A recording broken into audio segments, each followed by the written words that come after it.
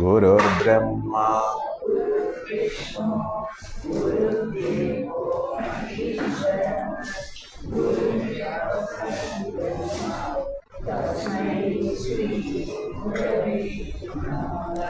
സ്ഥാവരം ജംഗമം വ്യാപ്തം യത്കിഞ്ചിത് സചരാചരം തത്പദം ദർശിതം യേന തസ്മൈ ശ്രീ ഗുരവേ നമഃ.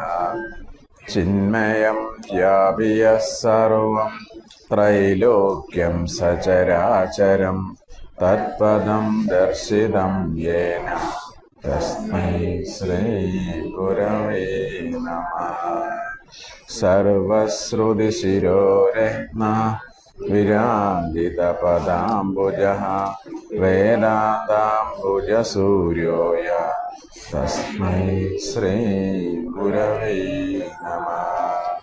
ചൈതന്യശാശ്വതശാന്തോ വ്യോമാതീതോ നിരഞ്ജനഃ ബിന്ദുനാദകലാതീത തസ്മൈ ശ്രീ ഗുരവേ നമഃ.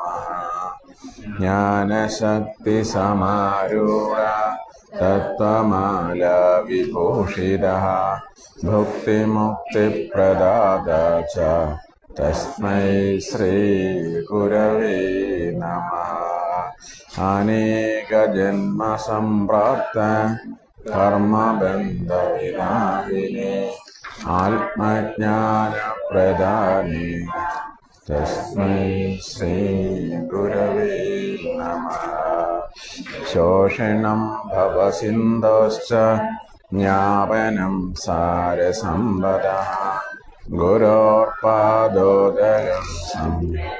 തസ്മൈ ശ്രീ ഗുരവേ നമഃ. ന ഗുരോരധികം തത്വം ന ഗുരോരധികം തപഃ ജ്ഞാനാത് പരം നാസ്തി തസ്മൈ ശ്രീ ഗുരവേ നമഃ. മന്നാദ ശ്രീ ജഗന്നാഥ മദ്ഗുരു ശ്രീ ജഗദ്ഗുരു മദാത്മാ സർവഭൂതാത്മാ തസ്മൈ ശ്രീ ഗുരവേ നമഃ. ഗുരുരാദിരനാദിശ്ച ഗുരു പരമദൈവതം ഗുരോർപരതരം നാസ്തി തസ്മൈ ശ്രീ ഗുരവേ നമഃ. മാതാ ച പിതാ ത്വമേവ ത്വമേവ ബന്ധുശ്ച സഖാ ത്വമേവ ത്വമേവ വിദ്യാ ദ്രവിണം ത്വമേവ ത്വമേവ സർവം മമ ദേവദേവ ത്വമേവ സർവം ഗുരുദേവ.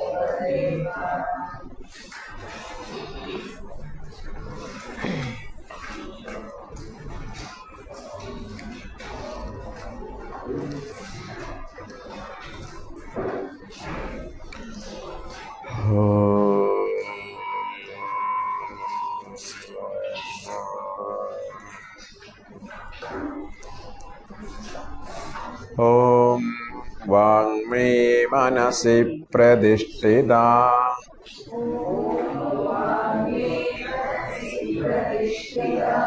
മനോ മേ വാചി പ്രതിഷ്ഠിതം ആവിരാവിർമ ഏതി വേദസ്യ മആണിസ്തഃ ശ്രുതം മേ മാ പ്രഹാസീഃ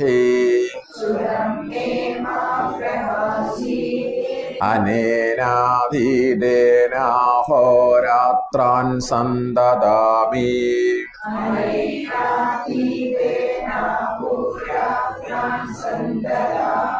ഹൃദം വദിഷ്യാമി സത്യം വദിഷ്യാമി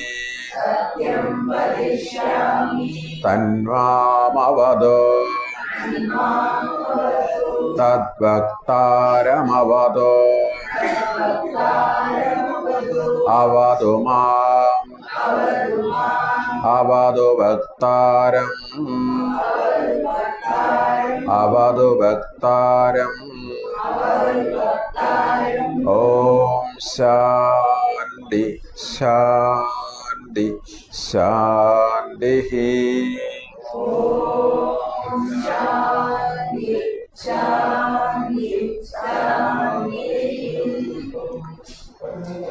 പേജ് 73, പാർട്ട് 3.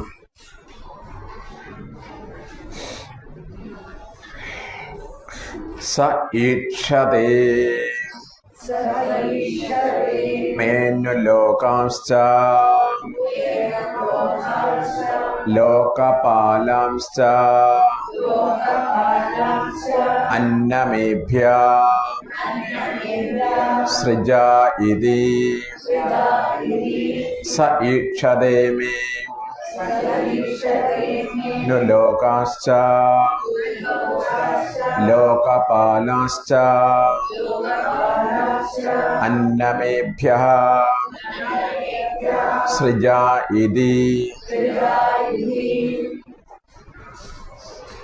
അപ്പൊ സൃഷ്ടാവ് വ്യത്യസ്തങ്ങളായ ദേവതകളെയും മറ്റും സൃഷ്ടിച്ച ശേഷം അവയ്ക്ക് ഇരിപ്പിടം നൽകുവാനായി പശുവിനെയും കുതിരയൊക്കെ കാണിക്കുന്നു.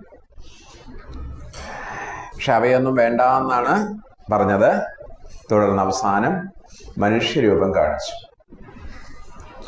മനുഷ്യരൂപം കണ്ടതോടുകൂടി സുഹൃതം സുഹൃതം എന്ന് പറഞ്ഞു. കാരണം സൃഷ്ടിയിലെ ഏറ്റവും വലിയ മാസ്റ്റർ പീസ് ആയിരുന്നു അത്, മനുഷ്യ സൃഷ്ടി.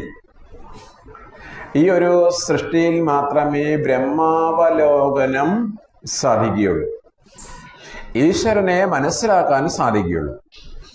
തുടർന്ന് വായു, അഗ്നി, ജലം തുടങ്ങിയ ദേവതകളൊക്കെ ഈ ശരീരത്തിലേക്ക് പ്രവേശിച്ചു. പിന്നീട് വിശപ്പും ദാഹവും അതിന് ഇരിപ്പിടം ചോദിച്ചു. ആ സമയത്ത് ഇന്ദ്രിയങ്ങൾ ഏതെങ്കിലുമൊക്കെ വിഷയം ഭുജിക്കുകയാണെങ്കിൽ നിങ്ങൾക്ക് അതിന്റെ ഷെയർ കിട്ടുമെന്ന് പറഞ്ഞു. അങ്ങനെ അവരെല്ലാ അനുഭവങ്ങളുടെയും പാർട്ട്ണറായിട്ട് മാറി. ഇനി ഈ ദേവതകൾക്ക് പ്രവർത്തിക്കുവാനും അവരുടെ ഇച്ഛ സഫലീകരിക്കുവാനുമുള്ള ഒരിടം ഉണ്ടാവട്ടെ എന്ന് വിചാരിച്ചു. തുടർന്ന് അദ്ദേഹം ആലോചിച്ചു, സൈക്ഷത മേ ലോകാനു ലോകാശ്ച. ഇതാ ഇവിടെ ലോകങ്ങളും ലോകപാലകന്മാരും ദേവതകളും ആയിക്കഴിഞ്ഞു. ഇനിയിപ്പോ എന്താ വേണ്ടത്? അന്നമേഭ്യസൃജായിതി, അവർക്ക് വേണ്ടി ഭക്ഷണം സൃഷ്ടിക്കട്ടെ. അപ്പൊ ദേവതകളെ സൃഷ്ടിച്ചതിന് ശേഷം സൃഷ്ടാവായ ഈശ്വരന് ഇന്ദ്രിയങ്ങളുടെ വിശപ്പും ദാഹവും ശമിപ്പിക്കുവാൻ വിഷയപദാർത്ഥങ്ങളുടെ ഒരു ലോകം സൃഷ്ടിക്കേണ്ടി വന്നു. അത് എങ്ങനെയാന്ന് പറയുന്നു ഇനി അടുത്ത മന്ത്രം. രണ്ടാം സോ ആപോ അഭ്യതപത് താഭ്യോ അപിതപ്താഭ്യോ മൂർത്തിരജായത.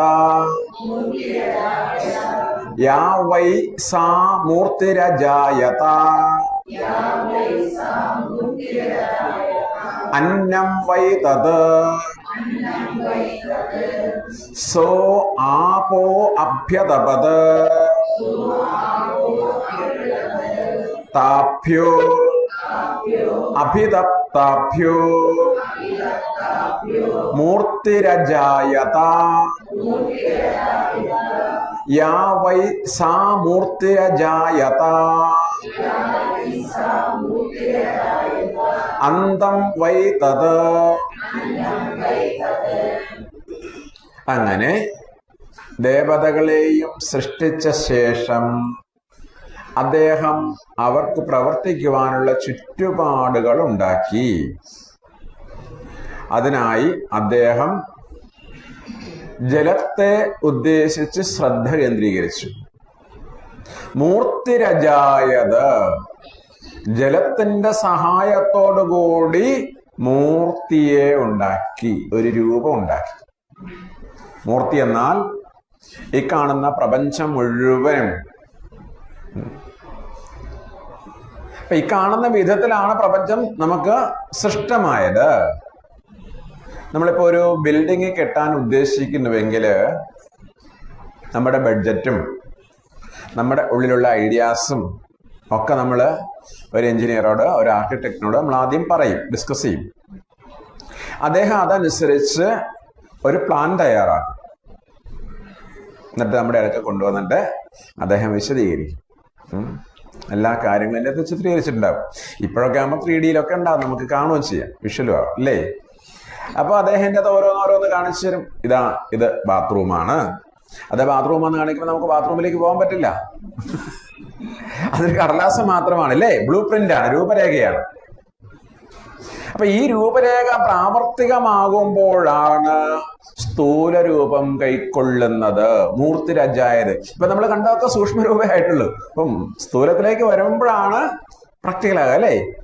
അപ്പൊ ഇതിനെയാണ് വേദാന്തത്തിന്റെ ഭാഷയിൽ പഞ്ചീകരണം എന്ന് പറയുന്നത്. അതിനുശേഷം മാത്രമേ ഇതൊക്കെ സ്ഥൂലമാകുന്നുള്ളൂ. ബാക്കിയെല്ലാം സൂക്ഷ്മതലത്തിൽ ഇപ്പൊ പറഞ്ഞതൊക്കെ. പഞ്ചീകരണം എന്താന്നൊക്കെ നിങ്ങൾ ക്ലാസ് കേൾക്കുന്നവർക്കൊക്കെ അറിയാമായിരിക്കും. അല്ലാതെ പറഞ്ഞാൽ മനസ്സിലാക്കാൻ ബുദ്ധിമുട്ടുണ്ട്. ഏകദേശം ഒരു രൂപം പറയാം. നമുക്കറിയാം, നമ്മുടെ പഞ്ചമഹാഭൂതങ്ങൾ ആകാശം, വായു, ഭൂമി, അഗ്നി, ജലം, ഇവയുടെ സൂക്ഷ്മമായ അംശം, സ്ഥൂലല്ല സൂക്ഷ്മമായ അംശം രണ്ടായിട്ട് വിഭജിച്ചു. അപ്പോ ഈ 5 മൂലകങ്ങളെ നമ്മൾ എടുത്തിട്ട് എന്ത് ചെയ്യണം? ഇപ്പൊ ഇത് വായു ആണെന്ന് വിചാരിക്കുക. ഒരു മുട്ടയുടെ ഷേപ്പില് ചിത്രമൊക്കെ നമ്മളെ തത്വബോധത്തിലോ ആത്മബോധത്തിലോ ഒക്കെ ഉണ്ടാവും, പക്ഷെ അല്ലേ, പ്രകടന ഗ്രന്ഥങ്ങൾ ഉപയോഗിച്ചുകൂടാമല്ലൊക്കെ ഉണ്ടാവും. അപ്പൊ ഇതിങ്ങനെ ഇപ്പൊ വായുവിനെ നമ്മൾ എടുത്തു, ഈ ഷേപ്പിൽ ഒരു ബോർഡൊക്കെ ഉണ്ടാവും, ഇങ്ങനെ വരയ്ക്കാം ശരിക്കും. അപ്പൊ ഇങ്ങനെ വരച്ചു, എന്നിട്ടൊന്ന് നെടുക ഛേദിച്ചു, പകുതിയാക്കി. അപ്പൊ അർത്ഥഭാഗം വായു മാത്രം. പിന്നെയുള്ള അർത്ഥഭാഗം 4ആയിട്ട് ഛേദിച്ചു. ആ 4ആയിട്ട് ഛേദിച്ചിട്ട് എന്ത് ചെയ്തു? ഭൂമിയുടെ ഒരർദ്ധഭാഗം ഭൂമിക്ക് കൊടുത്തു, ഒരർദ്ധഭാഗം ആകാശത്തിന് കൊടുത്തു, ഒരർദ്ധഭാഗം അഗ്നിക്ക് കൊടുത്തു, ഒരർദ്ധഭാഗം ജലത്തിന് കൊടുത്തു. അപ്പോ ജലവും ഇതുപോലെ തന്നെയുണ്ട്, ജലത്തിനും ഇതുപോലെ നേർപകുതിയുണ്ട്. ആ നേർപകുതി ബാക്കി 4 എന്ത് ചെയ്തു? ബാക്കി 4 പേരുടെയും ഇതുപോലെ 8 വെച്ചിരിക്കുക. ഇതിന്റെ അർത്ഥം, നമ്മൾ വായുവിൽ വായു മാത്രമല്ല ഉണ്ടാവുക, അതിൽ ജലത്തിന്റെ അംശമുണ്ട്, ആകാശത്തിന്റെ അംശമുണ്ട്, ഭൂമിയുടെ അംശമുണ്ട്, ഇല്ലേ, അഗ്നിയുടെ അംശമുണ്ട്. അപ്പൊ ആകാശം എടുക്കുമ്പോഴും ഭൂമി എടുക്കുമ്പോഴും വായു എടുക്കുമ്പോഴും അഗ്നി എടുക്കുമ്പോഴും ജലമെടുക്കുമ്പോഴും എന്ത് ചെയ്യണം? മറ്റ് 4 മൂലകങ്ങളുടെയും അംശങ്ങൾ അതിനോട് കൂടി ചേർന്നിട്ടുണ്ട്. ഇങ്ങനെ ഓരോ അർത്ഥഭാഗവും മറ്റു ഭൂതങ്ങളുടെ അർത്ഥഭാഗങ്ങളുമായി ചേരുന്നു. ഈ കൂടിച്ചേരുന്നതിനെയാണ് പഞ്ചീകരണം എന്ന് പറയുന്നത്. അപ്പോ ഈ പഞ്ചീകരണത്തിന് ശേഷമാണ് സ്ഥൂല പ്രപഞ്ചം ഉണ്ടാവുന്നത്. അതാണ് ഇവിടെ ഐതരേയ ഉപനിഷത്തിൽ പ്രഖ്യാപിക്കുന്നത്. അതായത് ബാഹ്യമായ ഒരു ലോകം നമുക്ക് കാണുവാനും കേൾക്കുവാനും രുചിക്കുവാനും സ്പർശിക്കുവാനും സാധിക്കുന്ന ഒരു ലോകം പിന്നീട് ഉണ്ടായി എന്ന് പറയാം. യാ വൈ സാ മൂർത്തിരജായത അന്നം വൈ തത്. നമുക്ക് വേണ്ടവണ്ണം കാണുവാനും കേൾക്കുവാനും രുചിക്കുവാനും പറ്റിയ ഒരു ശരീരം. ഭക്ഷണം മാത്രമല്ലല്ലോ നമ്മൾ ഉദ്ദേശിക്കുന്നത്, അതിന് അതിൻ്റെതായ പ്രാധാന്യമുണ്ട്. അപ്പൊ അതിനുപരിയായി ഓരോ വ്യക്തിയും അതാതിന്റെ അനുഭവങ്ങളെ അനുഭവിക്കുന്നതിനായിട്ട് കൊതിക്കുന്നു. ചിലപ്പോ നമ്മൾ തന്നെ പറയാറില്ലേ, വിശന്നിട്ട് കണ്ണ് കാണാൻ വയ്യാന്ന്. ഈ വിശപ്പും കണ്ണും തമ്മിൽ എന്താ ബന്ധം? അതായത് ഓരോന്നിനും ഓരോന്നിന്റെ തലമുണ്ട്. ഇവിടെ വളരെ ആലങ്കാരികമായൊരു ഭാഷയാണ് ഉപയോഗിച്ചിരിക്കുന്നത്. ഇത് ഉപനിഷത്തിന്റെ ശൈലിയാണ്. സംക്ഷിപ്തമായിട്ടുള്ള ഭാഷ, അതേസമയം തന്നെ സർവ സംവ്യാപ്തമായിട്ടുള്ള ആശയങ്ങൾ, ബൃഹത്തായ ആശയങ്ങൾ സംക്ഷിപ്തമായി അവതരിപ്പിക്കുന്നതാണ് ഉപനിഷത്ത് ശൈലി. അതും കാവ്യാത്മകമായിട്ടാണ് അവതരിപ്പിക്കുക, കവിതയിലൂടെ അവതരിപ്പിക്കുക എന്നത് ഭാരതീയ പൈതൃകത്തിന്റെ പ്രത്യേകതയാണ്. എല്ലാം ഡ്രൈ ആണ് വിഷയെങ്കിലും അത് കാവ്യരൂപത്തിൽ അവതരിപ്പിക്കുക, അല്ലേ? നമ്മൾ കാണാത്തത് കവികൾ കാണും. ഇപ്പൊ നമ്മൾ നടന്നു പോകുന്ന സമയത്ത് ഒരു മരത്തിൽ നിറയെ പൂക്കൾ കണ്ടു. നമ്മൾ അതിൻ്റെ അകത്തോടെ കുറച്ച് താഴെ വീണ് കിടപ്പുണ്ട്. നമ്മൾ ചവിട്ടി അതിൻ്റെ പൂ, അത്രയേ ഉള്ളൂ. നമ്മുടെ പിന്നിൽ കൂടെ ഒരാൾ വന്നു. അപ്പൊ അദ്ദേഹം ഈ താഴെ കിടക്കുന്ന പൂ കണ്ടു, മുകളിലേക്ക് നോക്കപ്പോഴും പൂ കണ്ടു. താഴെ കിടക്കുന്ന ഒരു പൂ എടുത്തിട്ട് ചോദിച്ച ആ പൂവിനോട്, ഹാ പുഷ്പമേ അധിക തുങ്കപദത്തിലെത്ര രാജ്ഞിയെ പോലെ ശോഭിച്ചു എന്ന് ചോദിച്ചത്. അങ്ങനെ ചോദിച്ചപ്പോ അത് വീണപൂ എന്ന കുമാരനാശന്റെ പ്രസിദ്ധമായ കവിതയായി മാറിയില്ലേ? ഒരു ജീവിത ദർശനം മുഴുവൻ അതോടെ ഉണ്ടായി. അതാണ്, നീ രാജ്ഞിയെ പോലെ അതിന്റെ മുകളിലിരുന്നു, പക്ഷെ ഇപ്പൊ താഴെ വീണ് കിടക്കുവാണ്. നമ്മുടെയൊക്കെ അവസ്ഥ തന്നെ പറയുന്നു.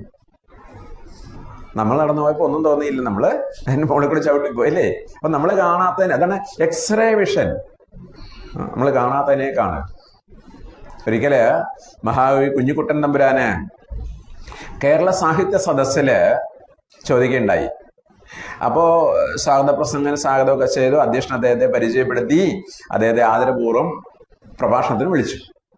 തമ്പുരാൻ എഴുന്നേറ്റ് എന്ന് ചോദിച്ചു, പ്രസംഗം ഗദ്യത്തിൽ വേണോ പദ്യത്തിൽ വേണോ എന്ന്. അപ്പൊ എല്ലാവരും പറഞ്ഞു പദ്യത്തിൽ മതിയെന്ന്.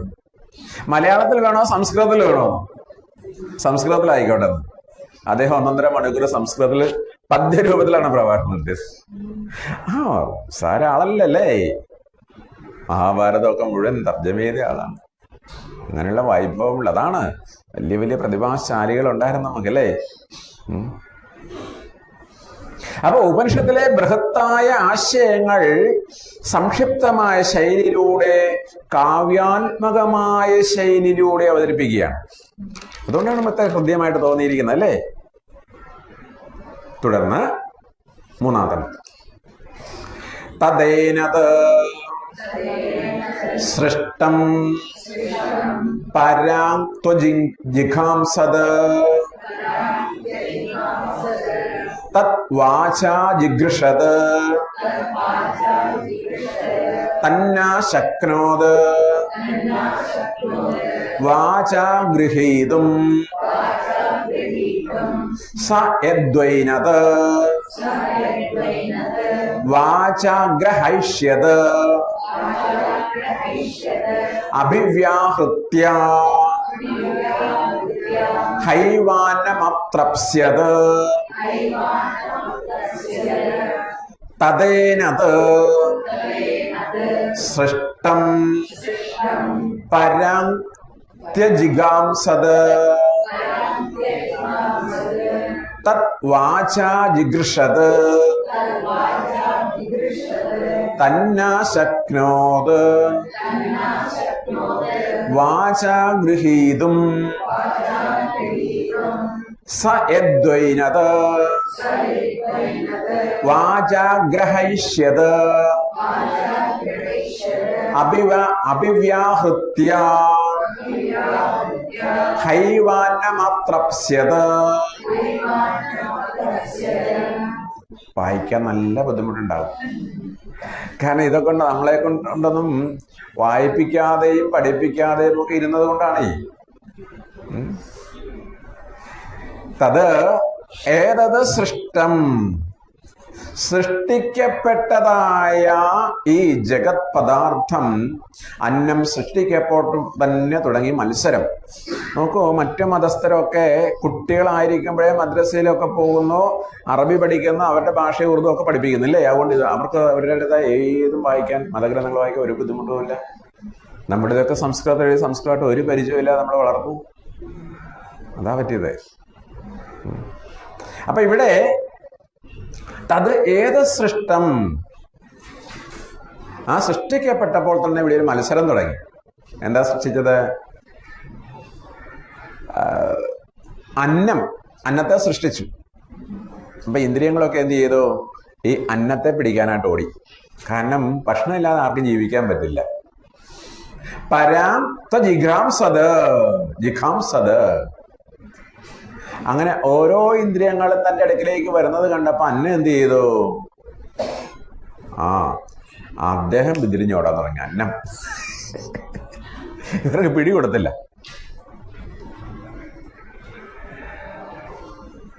അപ്പൊ ആദ്യം ആരാ പിടിക്കാൻ ശ്രമിച്ചത്?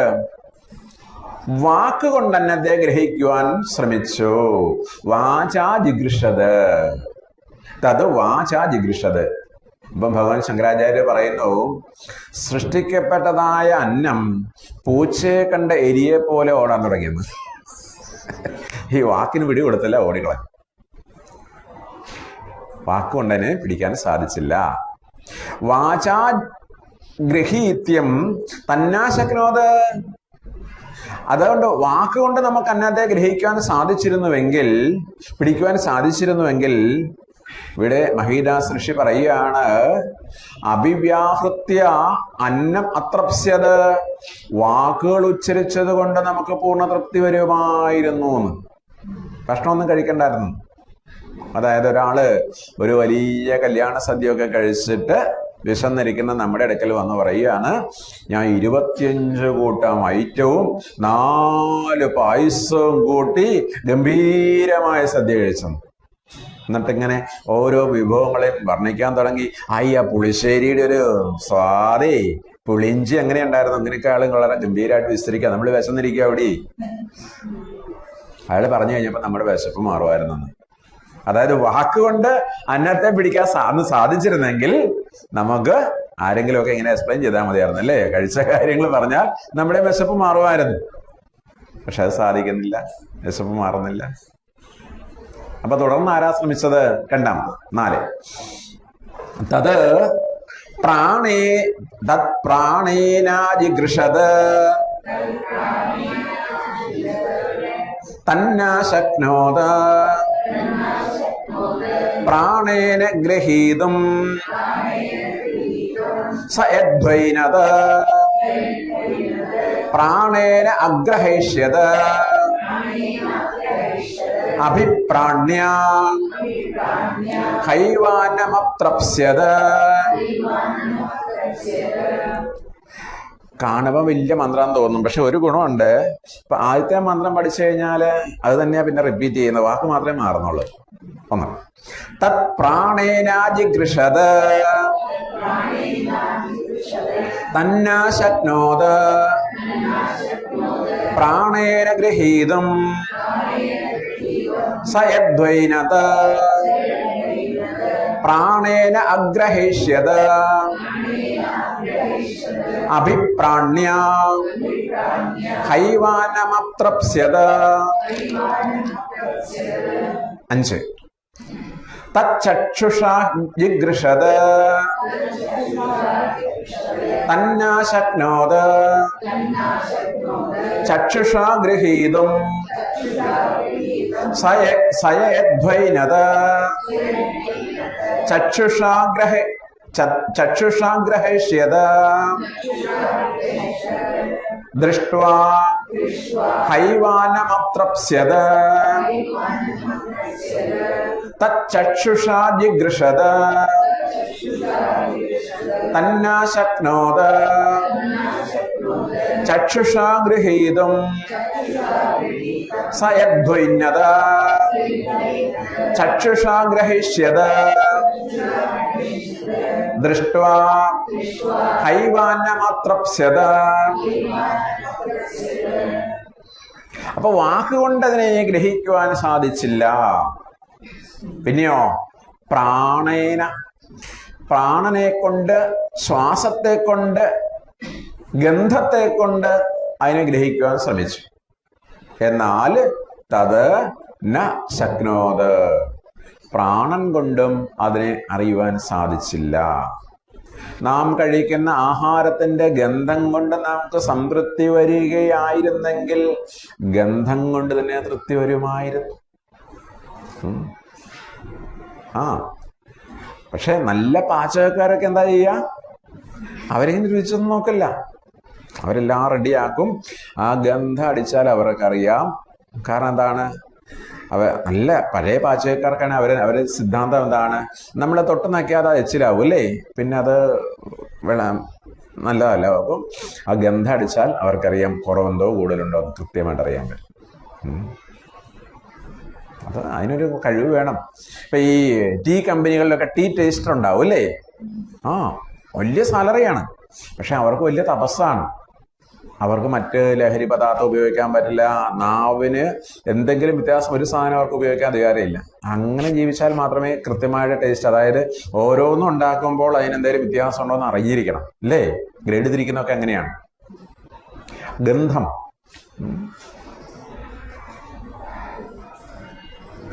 അപ്പോ പിന്നെ അദ്ദേഹം എന്ത് ചെയ്തു? കണ്ണുകൾ കൊണ്ട് അതിനെ ഗ്രഹിക്കാൻ ശ്രമിച്ചു. തത് ചക്ഷുഷ അതിജിഗൃഷത്, പക്ഷേ അതും കഴിഞ്ഞില്ല. തത് ന ശക്നോത്, കണ്ണുകൊണ്ട് മാത്രം അതിനെ ഗ്രഹിക്കുവാൻ സാധിച്ചിരുന്നെങ്കിൽ അന്നം കണ്ടാൽ നമുക്ക് പൂർണ്ണ തൃപ്തി വരുമായിരുന്നു. അന്നം കണ്ടു കഴിഞ്ഞാൽ നമുക്ക് വിശപ്പ് കൂടുക ചെയ്യുക അല്ലേ? വലിയ ബൊഫയിലൊക്കെ ടേബിളൊക്കെ ഇങ്ങനെ ഗംഭീരമായിട്ട് ഡെക്കറേറ്റ് ചെയ്ത് വെച്ചിരിക്കും, നമ്മളെ ആകർഷിക്കാനായിട്ടല്ലേ? പാർട്ടിക്കൊക്കെ അവർ അതിനായിട്ടുള്ള വിദഗ്ധന്മാരുണ്ട്. നല്ല കാർവിംഗ് ഒക്കെ ഉണ്ടാക്കും, വെജിറ്റബിൾ കാർവിംഗ്, സൈസ് കാർവിംഗ്, ഇങ്ങനെ പല പല പല സാധനങ്ങൾ വെക്കും അല്ലേ? അപ്പൊ കാണുമ്പോൾ തന്നെ നമുക്ക് എന്താ വിഭവങ്ങൾ. അത് നമ്മളെ ആകർഷിക്കാൻ വേണ്ടിയാണ് കണ്ണുകൊണ്ട് അല്ലേ? പക്ഷെ തൃപ്തി വരില്ല, വയറുനിറയില്ല. അപ്പൊ ഈ ഇന്ദ്രിയങ്ങൾ കൊണ്ട് മാത്രം ഒരു അനുഭവം അനുഭവിച്ച് പൂർണ്ണ തൃപ്തി വരുവാൻ ആവില്ല. തുടർന്ന് 6, തത് ശ്രോത്രേണ ജിഗൃഷത് തന്നാ ശക്നോത് ശ്രോത്രേണ ഗൃഹീതം സയദ്ധവിനത് ശ്രോത്രേണ അഗ്രഹിഷ്യത ശ്രുത്വാ ഹൈവാനമപ്ത്രപ്സ്യത.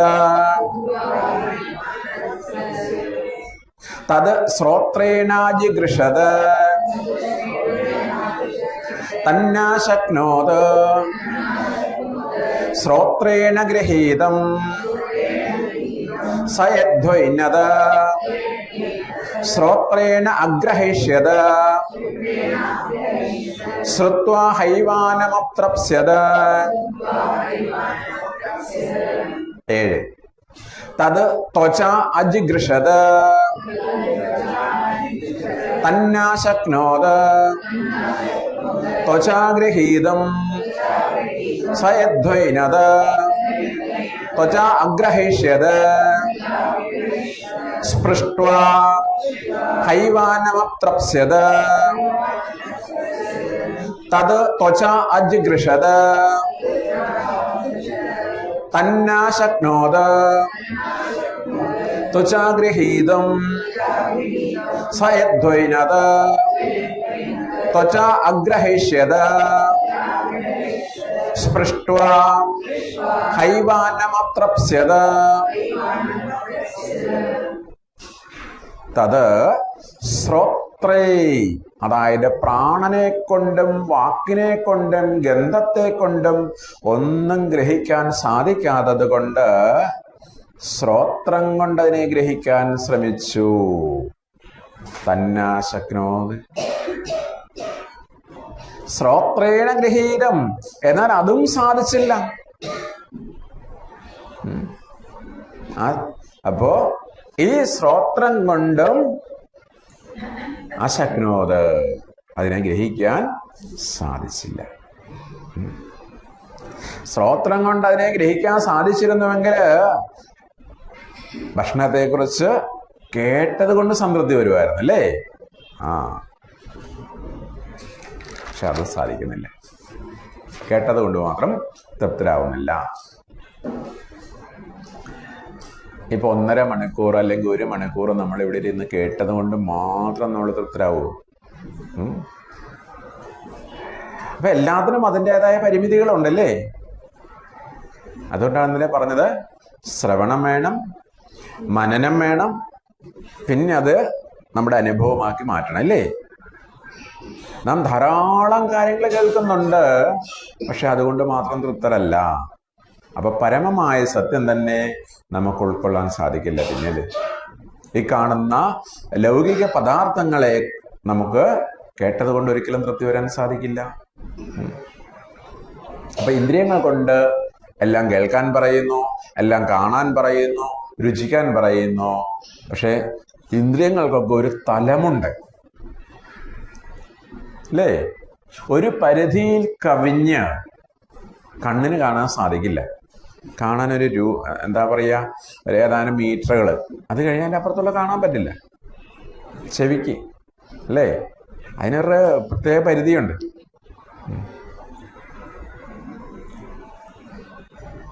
എന്നാലും നമ്മുടെ ഉൾക്കണ്ണ് കൊണ്ട് കണ്ണിനെ കാണാത്ത പലതിനെയും നമുക്ക് കണ്ടുകൂടെ?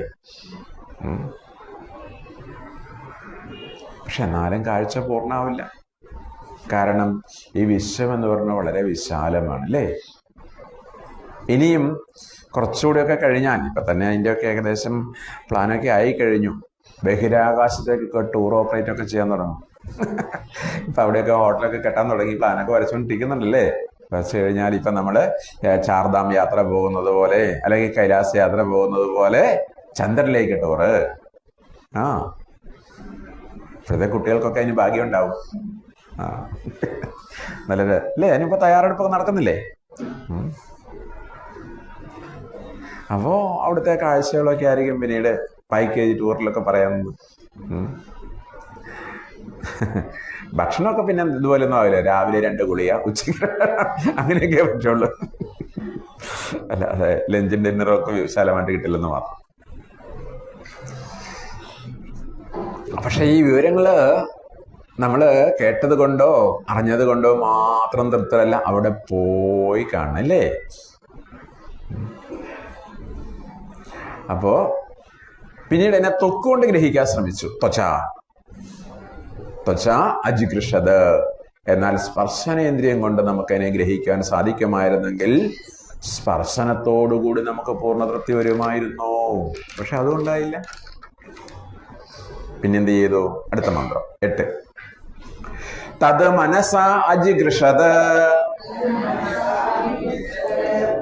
തന്നാ ശക്നോത മനസാ ഗൃഹീതം സ യദ്വൈനത മനസാ അഗ്രഹേഷ്യത് ധ്യാത്വാ ഹൈവാനമപ്രപ്സ്യത് തത് മനസാ അജിഗൃഷത് തത് ന ശക്നോത മനസാ ഗൃഹീതം സ യദ്വൈനത മനസാ അഗ്രഹേഷ്യത് ധ്യാത്വാ ഹൈവാനമപ്രപ്സ്യത്. അടുത്തത് തത് ശിശ്നേന അജിഗൃഷത് തദ്ന ശക്നോത ശിശ്നേന ഗൃഹീതം സ യദ്വൈനത ശിശ്നേന അഗ്രഹേഷ്യത് വിസൃജ്യ ഹൈവാനമപ്രപ്സ്യത്. തത് ശിശ്നേന അജിഗൃഷത് തത് ന ശക്നോത ശിശ്നേന ഗൃഹീതം സ യദ്വൈനത ശിശ്നേന അഗ്രഹേഷ്യത് വിസൃജ്യ ഹൈവാനമപ്രപ്സ്യത്. തത് മനസാ വിചാരം കൊണ്ട് മനക്കോട്ടകൾ കെട്ടിക്കൊണ്ട് വ്യത്യസ്തമായ സുഖസൗകര്യങ്ങളെ സങ്കല്പിച്ചുകൊണ്ട് ആ സുഖസങ്കല്പങ്ങൾ കൊണ്ട് അതിനെ ഗ്രഹിക്കാൻ ശ്രമിച്ചു. എന്നാൽ മനസ്സുകൊണ്ടും അതിനെ ഗ്രഹിക്കാൻ സാധിച്ചില്ല. അങ്ങനെ മനസ്സുകൊണ്ട് അതിനെ ഗ്രഹിക്കാൻ സാധിക്കുമായിരുന്നെങ്കിൽ നാം മാനസിക തലത്തിലിരുന്നാൽ പൂർണ്ണതൃപ്തി ഉണ്ടാവുമായിരുന്നു. അവസാനം ജീവജാലങ്ങളുടെ നിലനിൽപ്പിനും വംശാഭിവൃദ്ധിക്കും വേണ്ടിയുള്ള സമസ്ത ജീവജാലങ്ങളിലുമുള്ള അതിശക്തമായ വാസനയാണ് ലൈംഗികമായ വാസന. തത് ശിശ്നേന അജിഗൃഷത്, ഉൽപാദനേന്ദ്രിയത്തിൽ കൂടി അതിനെ ഗ്രഹിക്കുവാൻ ശ്രമിച്ചു. തത് ന ശക്നോത്, എന്നാൽ അതും പരാജയപ്പെട്ടു. ശിശ്നേന അഗ്രഹീതും, അപ്പോ അതും സാധിച്ചില്ല. ലൈംഗികമായ സന്തോഷം കൊണ്ട് മാത്രം ഒരാളും പൂർണ്ണതൃപ്തരല്ല. ഇന്ദ്രിയ സ്ഖലനം കൊണ്ട് മാത്രം പൂർണ്ണതൃപ്തി വരുന്നില്ല. അങ്ങനെ ഏതൊക്കെ വിധത്തിലുള്ള അനുഭവ സാധ്യതകളുണ്ടോ അതെല്ലാം ഇവിടെ പറഞ്ഞു. അതായത് ആധ്യാത്മിക ശാസ്ത്രം ഇവിടെ ഒന്നിനെയും നിഷേധിച്ചിട്ടില്ല, ലോകത്തെ വെറുത്തിട്ടില്ല. സമസ്ത അനുഭവത്തിലൂടെയും പരീക്ഷണങ്ങളിലൂടെയും കടന്നു പോകുന്ന മനുഷ്യൻ പരീക്ഷലോകാൻ, ഈ ലോകം മുഴുവൻ പരീക്ഷിച്ചറിഞ്ഞ ആളാണ് മനുഷ്യൻ. നമ്മുടെ ഋഷിമാര് എല്ലാ നിലയിലുള്ള പരീക്ഷണങ്ങളും അനുഭവങ്ങളും പൂർണ്ണമായില്ലേ, അവരൊന്നിനെയും മാറ്റി നിർത്തിയിട്ടില്ല. വത്സ്യായന ഋഷി എന്നാണ് നമ്മൾ പറഞ്ഞിരിക്കുന്നത്, കാമസൂത്രം എഴുതിയ ആളെ. പക്ഷെ അദ്ദേഹത്തെ നമ്മൾ ആ പേരിൽ മാത്രമല്ല അറിയപ്പെടുന്നത്. അതേ ഋഷി തന്നെയാണ് ന്യായദർശനത്തിന്റെ ഏറ്റവും മഹത്തായ ഗ്രന്ഥവും നമുക്ക് സംഭാവന ചെയ്തത്. ഒരു മേഖലയിൽ തന്നെയല്ല അവരെ. അല്ല, അതായത് മറ്റുള്ളവരുടെ അനുഭവങ്ങളും തൻ്റെ അനുഭവങ്ങളും നിരീക്ഷണം ചെയ്തുകൊണ്ട് അവയുടെയൊക്കെ പരിമിതി മനസ്സിലാക്കുകയാണ്. ഇത്രയേ ഇവ കൊണ്ടൊക്കെ തരുവാൻ സാധിക്കുള്ളൂ, നമ്മളെ ബോധ്യമാക്കി തരികയാണ്. ഇനി ഒരു താൽക്കാലിക സമാധാനത്തിന് വേണ്ടി മാത്രം ഈ ലൗകിക സുഖങ്ങളൊക്കെ സത്യവും ശാശ്വതവുമാണെന്നിരിക്കട്ടെ, അത് അനുഭവിക്കാൻ നിങ്ങൾ അതിൻ്റെ കൂടെ എപ്പോഴും ഉണ്ടാവുമോ? കാരണം ഇവിടെ നമുക്ക് അനുവദിച്ചിരിക്കുന്ന സമയം വളരെ കുറവാണ്, ഏറ്റവും ഹ്രസ്വമാണ്. ഇതൊരു യാഥാർത്ഥ്യമല്ലേ, വളരെ ക്ഷണികമാണ്. നാളെ ഉണ്ടാകും, പോട്ടെ അടുത്ത നിമിഷം ഉണ്ടാകുമെന്ന് പോലും ഉറപ്പില്ല. അതുകൊണ്ട് നമുക്ക് കിട്ടുന്ന ഓരോ നിമിഷവും ദിവ്യമാണെന്ന് മനസ്സിലാക്കുക. അതുകൊണ്ടാണ് കാലത്തെ ഈശ്വരനായിട്ട് നമ്മൾ ആദരിക്കണം എന്ന് പറയുന്നത് അല്ലേ. നമ്മുടെ സമയത്തെ, കാലത്തെ നമ്മൾ ആദരിച്ചില്ലെങ്കിൽ ആ കാലം നമ്മളെ വേസ്റ്റ് ബോക്സിലേക്ക് ഇടും. പൊതുവെ നമുക്കൊരു ചിന്തയുണ്ട്, സമയമല്ലേ അല്ലേ, ഒരു പരിപാടി തുടങ്ങുമെന്ന് പറഞ്ഞു കഴിഞ്ഞാൽ 6 മണിക്ക് തുടങ്ങുമെന്ന് പറഞ്ഞാൽ 7 മണിക്ക് തുടങ്ങാം അല്ലേ. പൊതുവെ അങ്ങനെയാണ് ചിന്ത. സമയത്തെ മാനിക്കാറില്ല. ഗവൺമെന്റ് പരിപാടികളൊക്കെ, പൊതുപരിപാടികളൊക്കെ നമ്മൾ കാണാറില്ലേ, ലീഡർമാര് പോലും സമയം തിരിച്ചാ വരിക. പക്ഷെ പൂജ്യ ഗുരുദേവൊക്കെ ഈ ഒരു കാര്യത്തില് എത്ര കൃത്യമായിരുന്നു ആലോചിച്ച് നോക്കൂ. ഒരു വിധത്തിലുള്ള കോംപ്രമൈസും ഇല്ല. ഒരിക്കലും മദ്രാസിൽ യജ്ഞം നടത്തുമ്പോൾ അന്നത്തെ ഗവർണറാ ഉദ്ഘാടനം ചെയ്യാൻ വരുന്നത്. 5 മിനിറ്റ് കാത്ത് ഗവർണറില്ല, 10,000 കാത്തിരിക്കുകയാണ്. സ്വാമിജി പറഞ്ഞു സ്റ്റാർട്ട് ചെയ്യാൻ, അവിടെ സ്വാഗതവും പറഞ്ഞു, യജ്ഞം സ്റ്റാർട്ട് ചെയ്തു. 15 മിനിറ്റ് കഴിഞ്ഞപ്പോൾ ഗവർണർ വരുന്നു. സ്വാമിജിയുടെ പ്രഭാഷണം നടത്തിക്കൊണ്ടിരിക്കുകയാണ്. വലിയ സെക്യൂരിറ്റിയും ഇതൊക്കെ ആയിട്ട് ഗവർണർ കയറി വരുന്നത്. പക്ഷേ അദ്ദേഹം സ്വാമിയുടെ ഒരു ഭക്തനാണേ, ഷൗട്ട് ചെയ്യും വേണ്ടിയുണ്ട്. അതുകൊണ്ട് അപ്പോൾ ഒരു സീറ്റൊക്കെ ഒഴിച്ച് അവിടെ ഇട്ടിട്ടുണ്ട് ഗവർണർ വന്ന് ഇരിക്കാനായിട്ട്. സദസ്സിൽ മിണ്ടാണ്ട് അവിടെ വന്നിരുന്നു. സാധാരണ ഒരാളിങ്ങനെ VIP കയറുമെന്ന് എല്ലാവരും, ഇതൊന്നും ഉണ്ടായില്ല. എല്ലാം അവിടെ ഇരുന്നത് പോലും അറിഞ്ഞില്ല. യജ്ഞമൊക്കെ കഴിഞ്ഞു. ഒരു 15 മിനിറ്റ് നേരത്തെ സാമൂഹ്യ പ്രഭാഷണം നടത്തി. അതിനുശേഷം പറഞ്ഞു, ഇനി നമ്മുടെ പ്രിയപ്പെട്ട തിരക്കേറിയ ഗവർണർ ഇതിന്റെ ഔപചാരികമായ ഉദ്ഘാടനം നിർവഹിക്കും എന്ന് പറഞ്ഞ് അദ്ദേഹത്തെ വിളിച്ചത്രേ. അദ്ദേഹം വളരെ ഭയപ്പെട്ട് തന്നെ സ്റ്റേജിലേക്ക് കയറിയത്. പ്രതീക്ഷിച്ച പോലെ തന്നെ കൊടുത്ത് സ്റ്റേജിലിരുത്തി.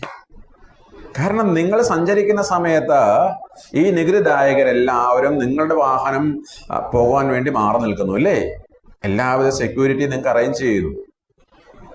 അപ്പോ അവരുടെ സമയത്തിന് വില കൊടുക്കണ്ടേ? ഇവിടെ ഇത്രയും 10,000 ഇരിക്കുന്നു അല്ലേ? അവരുടെ ഓരോ സമയം വിലപ്പെട്ടതാണ്. അപ്പൊ നമ്മള് സമയത്തെ അതുകൊണ്ട് അത്രമാത്രം ആദരിക്കണം. ക്ഷണികമാണ്. അതുകൊണ്ട് നമുക്ക് കിട്ടുന്ന ഓരോ നിമിഷവും ദിവ്യമാണെന്ന് കരുതുക. ഇതുവരെ സൃഷ്ടിക്കപ്പെട്ടതായ സമസ്തത്തിന്റെയും വില നാം അപഗ്രഥിച്ചു നോക്കുക. ഓരോ ഇന്ദ്രിയത്തിനെയും അതിൻ്റെതായ തലത്തിലേക്ക് പറഞ്ഞു വിട്ടു അനുഭവിക്കാൻ. പക്ഷെ ഒരു ഇന്ദ്രിയത്തിനും അതിൻ്റെതായ അനുഭവം കൊണ്ട് തൃപ്തി വന്നില്ല. അപ്പോൾ ആലോചിച്ചു, ഇനിയിപ്പോൾ എന്താ ചെയ്യുക? എല്ലാം പറഞ്ഞു കഴിഞ്ഞു. വൈകാരികമായ തലങ്ങള്, ഇന്ദ്രിയത്തിൻ്റെതായ തലങ്ങള്. ഇനിയിപ്പോ എന്താ ചെയ്യുക? 10ാമത്തെ മന്ത്രം. തത് അപാനേന അജിഗൃഷത തദാവയത് സൈഷോ അന്നസ്യ ഗൃഹോ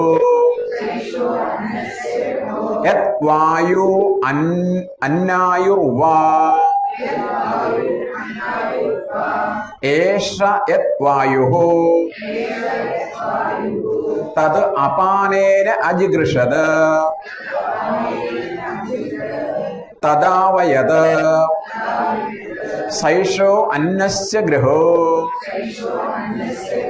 യത് വായു അന്നായുർവാ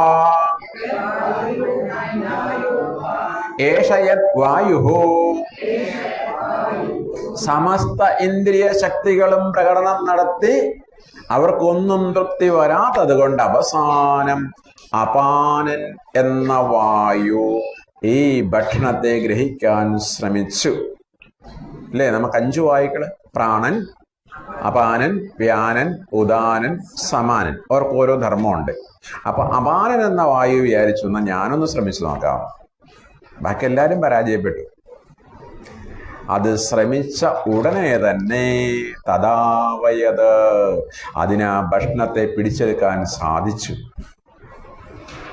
അതുകൊണ്ട് അപാനവായുവിനെ സൈഷ അന്നസ്യ ഗൃഹോ, അന്നത്തെ ഗ്രഹിക്കുന്ന ശക്തി എന്ന് പറയുന്നു. അന്നത്തെ ഉൾക്കൊള്ളുന്ന ശക്തി. അപാനവായുവിനെ അന്നാവായുർവ, അന്നാവായു എന്നു പറയുന്നു.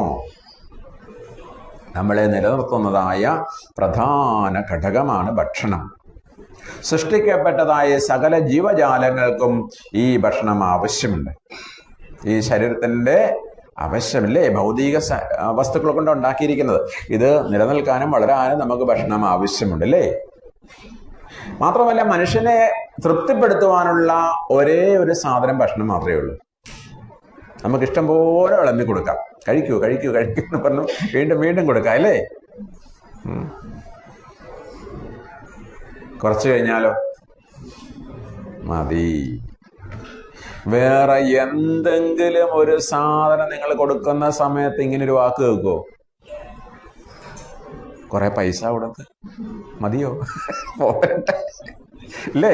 നേരിട്ട് പറഞ്ഞില്ലെങ്കിലും ഉള്ളുകൊണ്ടെങ്കിലും ഇത്തിരൂടെ കിട്ടിയാ കൊള്ളാം. അണിഞ്ഞൊരുങ്ങി വീണ്ടും കണ്ണാടിയുടെ മുമ്പിൽ പോയി പോരെ, കുറച്ചുകൂടെ. ഓരോന്നും നമുക്ക് തൃപ്തി വരുന്നില്ലല്ലേ? പക്ഷെ ഈ ഒരു ഭക്ഷണത്തിന്റെ കാര്യത്തിൽ മാത്രം തൽക്കാലം, കുറച്ച് കഴിഞ്ഞ് വീണ്ടും ഉണ്ടാവാം. പക്ഷെ ഈ എത്ര ടേസ്റ്റുള്ള എന്ത് സാധനമാണെങ്കിലും വീണ്ടും വീണ്ടും അയ്യോ, പിന്നെ നേരെ നോക്കുക പോലും അല്ലേ? ഇല്ല, ഒരു ലഡു കൂടെ കഴിക്കുക, ഒരു സ്വീറ്റ് കൂടെ വേണ്ട.